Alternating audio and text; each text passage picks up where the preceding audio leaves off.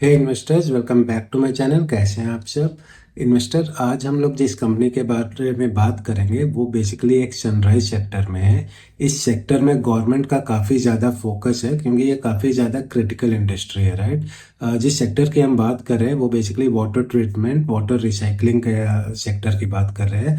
और जिस कंपनी की हम बात कर रहे हैं वो ऑब्वियसली इसी सेक्टर में काम करती है, राइट।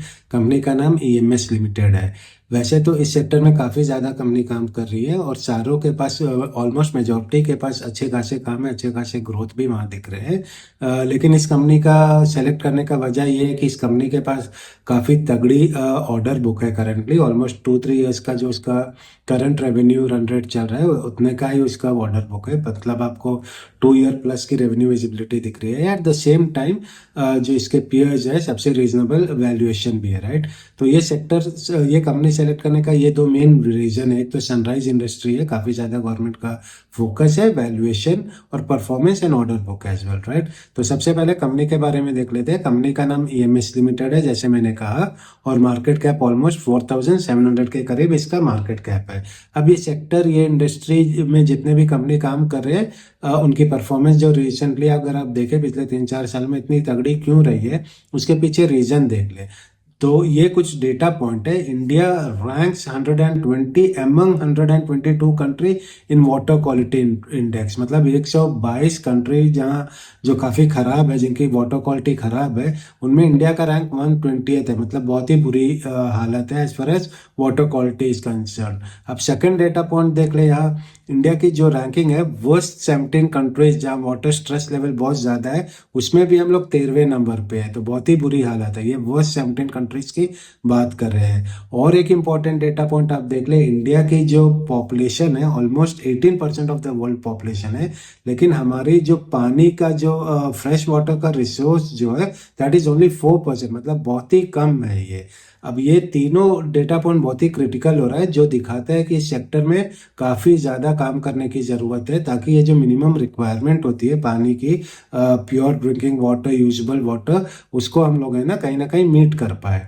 अब दूसरा डेटा पॉइंट यहाँ देख ले, स्टेट वाइज जो इंडिया का ब्रेकअप दिया है। ये हरे रंग में आपको दिख रहा है, ग्रीन कलर में states which are not under stress, right. तो बहुत ही छोटा पोर्शन है। और जो स्ट्रेस लेवल में जो स्टेट्स है ऑरेंज में दिख रहा है, वो पूरा almost 70-80% of the country is under stress level, right. और येलो में सेंट्रल इंडिया दिख रहा है जो रीजनेबली स्ट्रेस में है और स्कैसिटी में बहुत ज़्यादा, विच इज ऑरेंज जो स्कैसिटी है, वाटर स्कैर है, कमी जहाँ है, वो बहुत ही ज़्यादा दिख रहा है, राइट।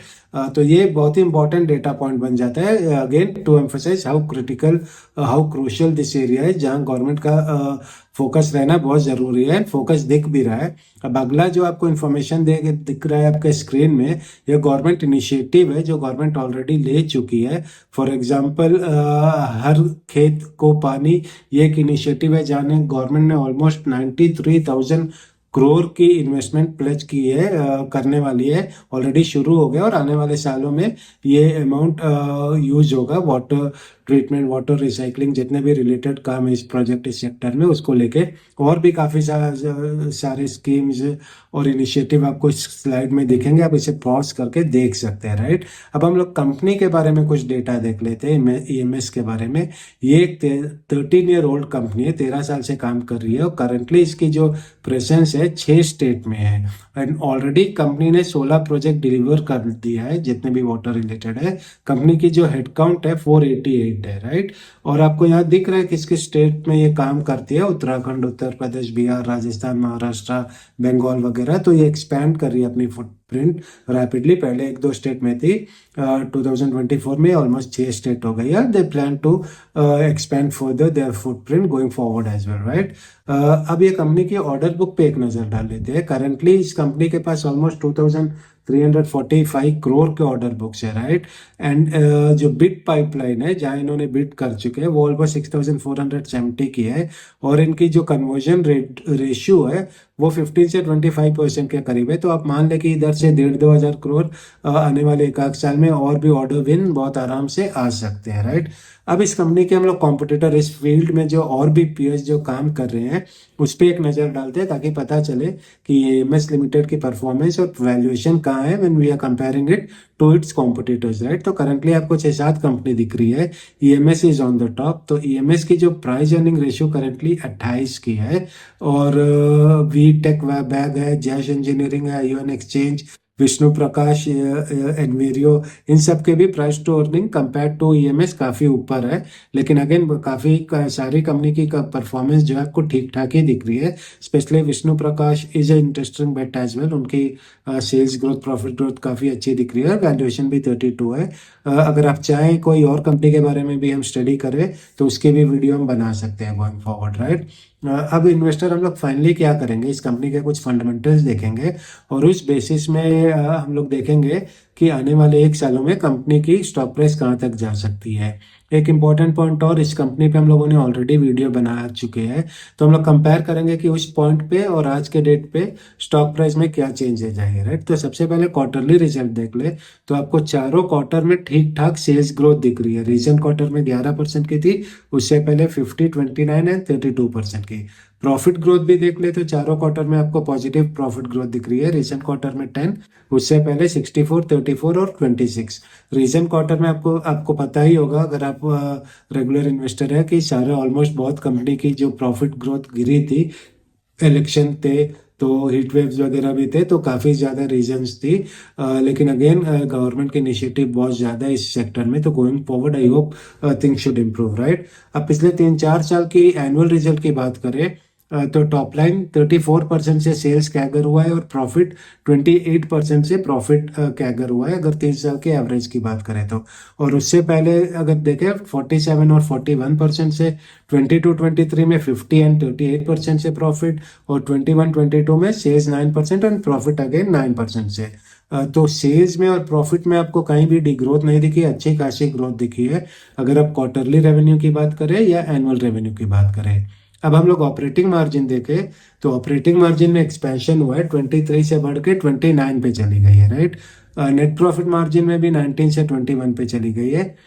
नेट ब्लॉक की बात करें तो वो भी काफ़ी अच्छी ग्रोथ दिखी है। कंपनी की जो एसेट होती है 31 से बढ़ के ऑलमोस्ट 94 करोड़ पे कंपनी की एसेट चली गई है पिछले 5 सालों में, 3x हो गई है। डेट टू इक्विटी कंट्रोल्ड है, डेट टू इक्विटी रेशियो 0.09 के करीब है, which is very much controlled, right. और होल्डिंग देख ले, 70% होल्डिंग प्रोमोटर्स की है, 28% रिटेल की, और 1-2% होल्डिंग FII एंड DII की है। अब वैल्यूएशन देख लेते हैं दोस्तों, इस इंडस्ट्री की वैल्यूएशन 26 की है मोटा मोटी। EMS की भी वैल्यूएशन करंट 28 की है, और 3 साल की एवरेज भी 27 की है। तो रीजनेबली वैल्यूएशन जो है रीजनेबल लगती है, राइट। स्टॉक प्राइस मूवमेंट देख ले, 2024 में ये ऑलमोस्ट 400 रुपीज़ की थी, अभी डबल हो गई है, 486 की हो गई है, मतलब ऑलमोस्ट डबल। अच्छी खासी स्टॉक प्राइस मूवमेंट दिख रही है। कंपनी रिसेंटली लिस्ट हुई है, तो 2020, 21, 22 वगैरह की डेटा यहाँ नहीं दिखेगी आपको। अब इन सारे डेटा पे आने वाले 1 सालों में कंपनी की स्टॉक प्राइस कहाँ जा सकती है, इस पे नजर डालते हैं। अगर 3 साल की एवरेज डेटा देखें, जहाँ प्रॉफिट ग्रोथ 28% की हुई है, और जो पी ग्रोथ है, पी जो एवरेज पी रही है वो 27 की रही है, और करंट पी 28 की है, तो यही परफॉर्मेंस आने वाले 1 सालों में रेप्लिकेट हो रही है, तो आपको स्टॉक प्राइस में 24% की ग्रोथ दिखेगी। और लेटेस्ट क्वार्टर को बेंचमार्क माने, लेटेस्ट क्वार्टर में प्रॉफिट ग्रोथ जो 10% की थी और पी रेशियो 28 की थी, ये रेप्लिकेट हो रही है, तो 10% से आने वाले 1 सालों में स्टॉक प्राइस की एप्रिसिएशन दिखेगी। थोड़े बुलिश हो जाती है अगर ये एज्यूम कर ले कि पी एक्सपैंड करके 35 पे चली जाएगी और प्रॉफिट ग्रोथ 30 पे चली जाएगी, ये प्ले आउट हो रहा है, तो स्टॉक प्राइस में आपको 63% की ग्रोथ दिखेगी। और फाइनली थोड़े कंजर्वेटिव, जहाँ हम ये एज्यूम करते हैं कि P will stick to 25 and profit growth will be around 25 again, if this plays out, तो आपको 1 साल बाद स्टॉक प्राइस में ऑलमोस्ट 12% की अप्रिसिएशन दिखेगी। अब नीचे आपको दिख रहा है इन्वेस्टर, जो हमने इस कंपनी पे लास्ट वीडियो बनाया था 6 अगस्त को बनाया था, तब स्टॉक प्राइस 814 की थी, और करंटली 15 दिसंबर को जब मैं ये शूट कर रहा हूँ तो स्टॉक प्राइस ऑलमोस्ट 862 की है। सिर्फ 6% की ग्रोथ हुई है, राइट, अगस्त से दिसंबर की बात करें। And how fair is that growth, क्योंकि आपको लेटेस्ट क्वार्टर में प्रॉफिट ग्रोथ सिर्फ 10% की दिखी थी, इसीलिए स्टॉक प्राइस में भी बहुत ज़्यादा ग्रोथ नहीं दिखी। ये बात मैं हमेशा कहता हूँ इन्वेस्टर, स्टॉक प्राइस में एप्रिसिएशन वही होगी जो प्रॉफिट में होगी, अगर वैल्यूएशन रीजनेबल है तो। वैल्यूएशन चीप है तो प्रॉफिट से ज़्यादा ग्रोथ आपको स्टॉक प्राइस में दिखेगी, और वैल्यूएशन एक्सपेंसिव है तो प्रॉफिट से कम ग्रोथ आपको स्टॉक प्राइस में दिखेगी। तो ये बहुत ही इंपॉर्टेंट है कंपनी की परफॉर्मेंस, राइट। तो investor that's it, I hope आपको ये एनालिसिस ईएमएस लिमिटेड का पसंद आया होगा। काफ़ी टेलविंड है इस सेक्टर में, और इस सेक्टर में जितनी भी कंपनी काम कर रही है majority of them are doing good. I hope you like the study, but this is in no way a buy sell or hold recommendation. This is just an educational video for your information. Don't place any of your buy sell or hold decision based on this video, right। ये सिर्फ एक analysis के लिए है। आपने जो भी decision लेना है अपने स्टडी पे ले, अपने एडवाइजर से पूछ के ले, क्योंकि मैं रजिस्टर्ड एडवाइजर नहीं हूँ, राइट। तब तक आप अपना ख्याल रखें। आई होप आपको पसंद आया होगा। आने वाले किसी और वीडियो में फिर मिलेंगे। Until then, bye for now.